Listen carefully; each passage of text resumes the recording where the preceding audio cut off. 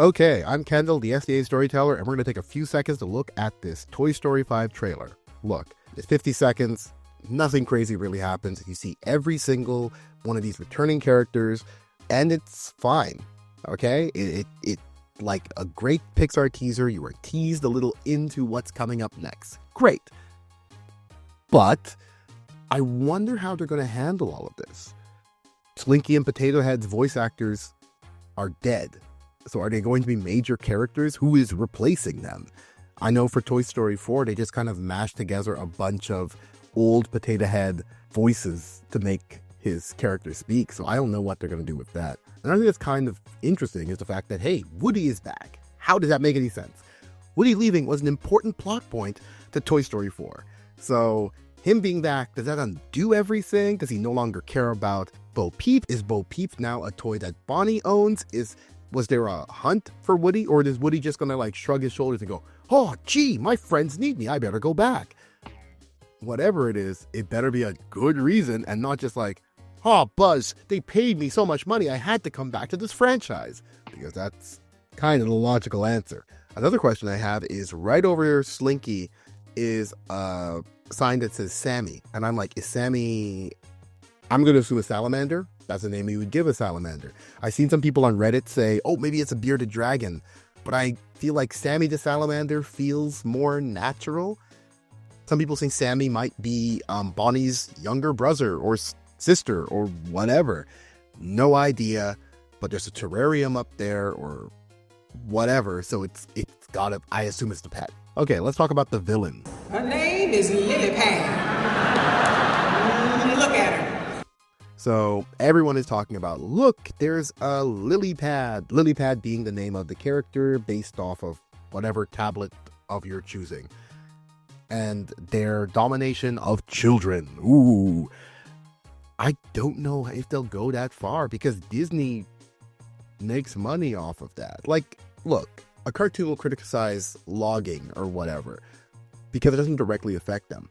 Disney, while I don't know if they do make their own iPads and stuff like that, definitely enjoys the fact that kids take their time on it. And pretending that they don't will be interesting because they'll have to find like a happy medium of like, hey, watch out how much entertainment there is while you buy our entertainment.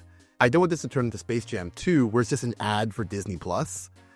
Even if the character's a villain, they're probably going to soften the message when they realize it might cut into their bottom line.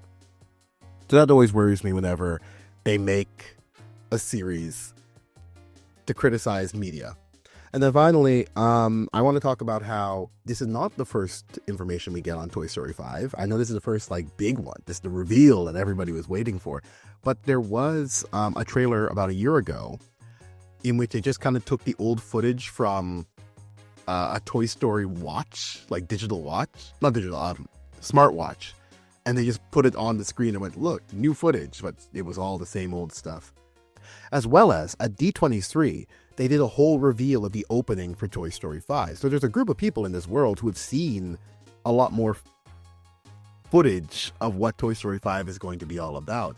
From reports I've read, generally the idea is it begins with a group of Buzz Lightyears who've been basically tossed off of a boat during the shipping process, and they end up on a deserted island. And all these Buzz Lightyears get out of their packaging, all imagining that they are the Buzz Lightyear from the series, only to realize that, well, they have to survive on this deserted island. They all kind of kumbaya build their little society like Lord of the Flies. And I don't know how that's going to connect to a kid in the United States with an iPad. But okay. Anyway, it's kind of interesting. Obviously, Pixar is going to make almost $1 billion off of it, whether it's the marketing or people buying the toys, and I'm sure they'll release an app. It will be a very interesting direction for Pixar to go. It may suck. I worry that it will kind of ruin any leftover good graces to the franchise, but I'll give it its time. I've loved the designs, and I love how every couple years Buzz and Woody's designs show a little bit more wear and tear, but I don't know how far they can go with this. So we'll see what happens. Anyway, that's my thoughts on Toy Story 5, trailer at least. Don't forget to like, comment, and subscribe. Tell me what you think of Toy Story 5. What are you most excited to see in this franchise? And I will see you in the next one. STA Storyteller signing out.